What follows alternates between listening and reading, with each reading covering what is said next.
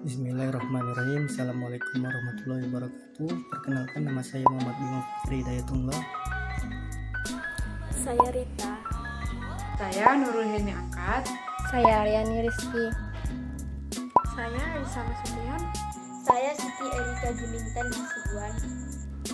Saya Zahratul Aini. Saya Muhammad Farel Al-Farizi. Di dalam video ini kami akan membahas tentang analisis kelompok kami mengenai manajemen organisasi pada perusahaan di Indonesia maupun mancanegara. Sebelumnya saya akan menjelaskan apa itu manajemen organisasi dan apa fungsi dari manajemen organisasi. Yang pertama, manajemen organisasi terdiri dari dua kata, yaitu manajemen yang berarti pemrograman, cara, ataupun perencanaan terhadap sesuatu, dan organisasi yaitu suatu perkumpulan dengan tujuan tertentu. Maka manajemen organisasi adalah suatu perencanaan pada suatu perkumpulan untuk mencapai tujuannya. Ada 7 fungsi dari manajemen organisasi. Yang pertama, planning. Planning berfungsi sebagai perencanaan yang menyiapkan kegiatan dalam organisasi. Yang kedua ada lead. Lead untuk mengarahkan rencana yang sudah dibuat sebelumnya. Yang ketiga ada controlling, untuk mengawasi setiap kegiatan agar selalu sesuai arahan.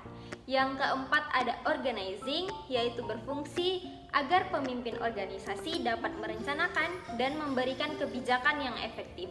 Misalnya kegiatan dalam bersifat memasarkan, berarti yang ditunjuk adalah bagian pemasaran. Yang kelima ada motivation, dapat berupa pemberian penghargaan pada anggota terbaik.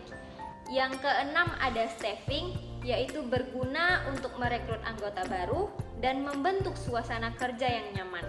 Yang terakhir ada time management, agar dapat menghasilkan kinerja yang efektif dari semua anggota, maka time management dibutuhkan, dan agar tujuan organisasi tercapai tepat waktu.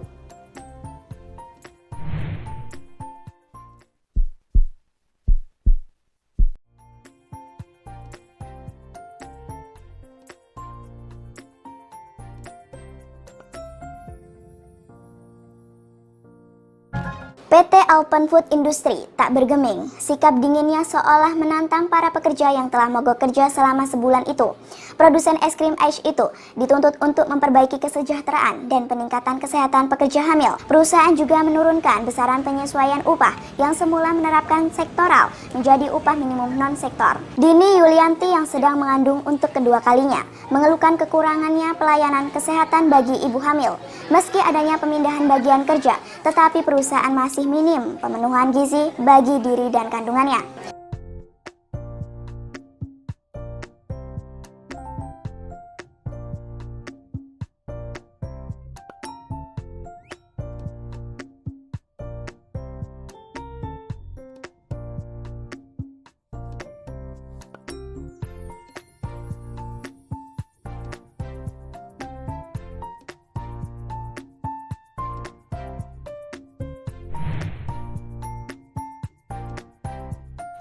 Dari video yang sudah kami paparkan tadi, yaitu menurut pendapat saya yang saya kaitkan pada fungsi manajemen sebagai planning, perusahaan Ace memiliki planning yang bagus. Karena hingga saat ini Ace sudah memiliki 21 macam produk, 8.000 outlet, dan 5 penghargaan. Dan perusahaan ini pernah berhasil menjadi salah satu perusahaan ice cream yang sangat banyak diminati oleh masyarakat. Walaupun perusahaan ini berasal dari Singapura, tetapi bisa booming di Indonesia. Yang dikatakan dalam fungsi manajemen, lead, dan controlling, pada dasarnya perencanaan dalam perusahaan tersebut sudah berjalan dengan baik. Namun, dikarenakan kasus yang sudah kami paparkan tersebut, maka pengarahan rencana tidak dapat atau dikategorikan berjalan dengan baik, serta kegiatan tidak berjalan sesuai dengan arahan yang sudah ditetapkan sebelumnya.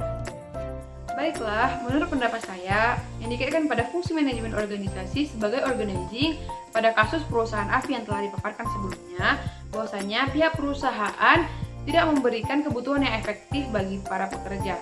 Dapat dilihat dari para buruh tidak diberikan upah sesuai dengan UMR. Kemudian ada beberapa ibu hamil yang mengalami keguguran dikarenakan tidak memberikan pelayanan kesehatan yang maksimal dan juga tidak memberikan asupan gizi yang memadai. Nah, selain itu, jika kita kaitkan fungsi manajemen organisasi sebagai motivasi, perusahaan tidak memberikan rasa toleransi kepada buruh.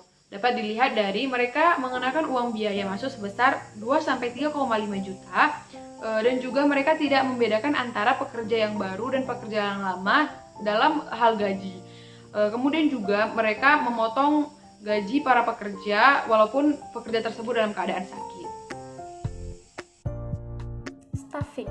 Menurut pendapat saya, pada video yang telah kami paparkan, dikaitkan dengan fungsi manajemen sebagai staffing, dapat dilihat dari kasus tersebut adalah perusahaan serius mempekerjakan buruhnya tanpa adanya tanda tangan surat perjanjian.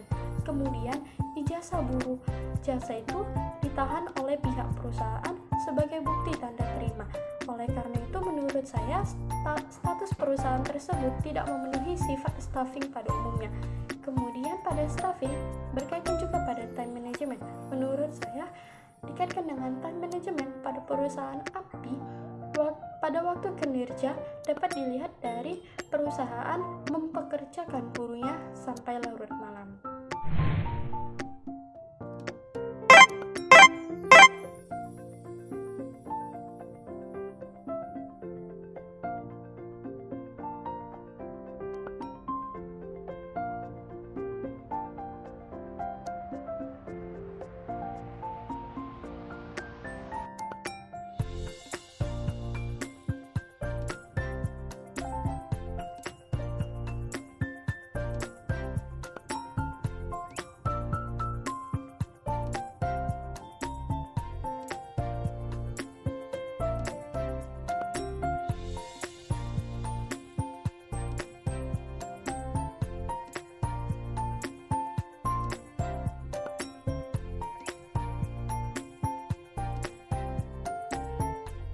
Baiklah, di sini saya akan memberi hasil analisis dari jurnal PT Semen yang beroperasi di Vietnam.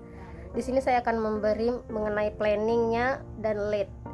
Nah, menurut jurnal yang saya baca, planning mereka sangat baik dalam mendirikan sebuah perusahaan dan metode pemasaran yang dipakai juga sangat efektif. Seperti memasarkan hasil produksi mereka melalui online. Menurut saya dengan cara tersebut dapat berkembang dengan pesat. Apalagi untuk saat ini kita dihadapkan dengan gejala COVID-19, maka dengan cara pemasaran melalui online lebih efektif, serta tujuan pemasarannya juga sudah pas karena yang dituju langsung ke masyarakat itu sendiri, dan masyarakat juga dengan mudah dapat mengetahui kualitas dari barang tersebut. Menurut pendapat saya yang dikaitkan pada fungsi manajemen sebagai controlling, pimpinan perusahaan PT Semen Indonesia Tbk lebih memantapkan penyusunan strategi internasional dalam ekspansi pasar luar negeri dan lebih melihat dan menganalisis baik analisis internal maupun eksternal. Selanjutnya yaitu mengenai pendapat yang dikaitkan pada fungsi manajemen sebagai organizing. Pada PT Semen Indonesia Tbk yang melakukan ekspansi pasar yang berlandaskan pada misi perusahaan tersebut, yakni menjadi perusahaan persemenan internasional yang terbesar di Asia Tenggara, dan keinginan serta tujuan dari perusahaan yang tumbuh dan berkembang dibanding perusahaan persemenan lainnya, yaitu dengan meningkatkan mutu, kualitas, dan SDM-nya. Jadi menurut analisis yang saya dapat tentang motivasi untuk terhadap kinerja karyawan PT Semen Padang, itu harus memiliki peran terpenting sebagai potensi penggerak seluruh aktivitas perusahaan. Setiap perusahaan harus bisa menjaga, memelihara, dan mengingatkan kualitas kerja SDM yang dimiliki. Salah satu cara yang harus dilakukan oleh perusahaan dalam mengingatkan kualitas kerja itu dengan memberikan perhatian berupa motivasi kerja kepada karyawannya.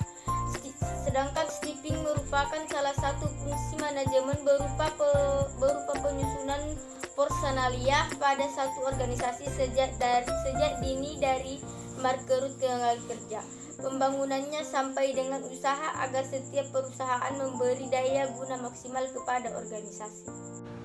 Adapun selanjutnya saya akan membahas mengenai time management ataupun manajemen waktu yang diatur oleh PT Semen Indonesia. Adapun dalam manajemen waktu yang diatur oleh PT Semen Indonesia terbagi dalam 3 shift.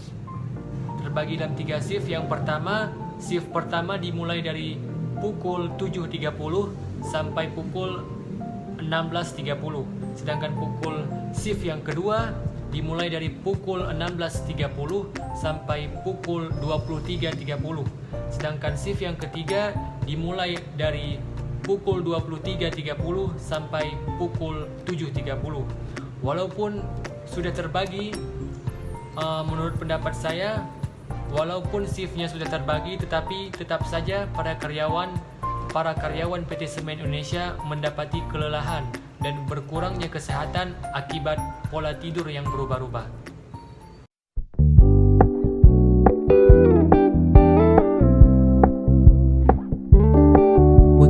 Keep it low key, keep it softly spoken, with no strings tying you to me.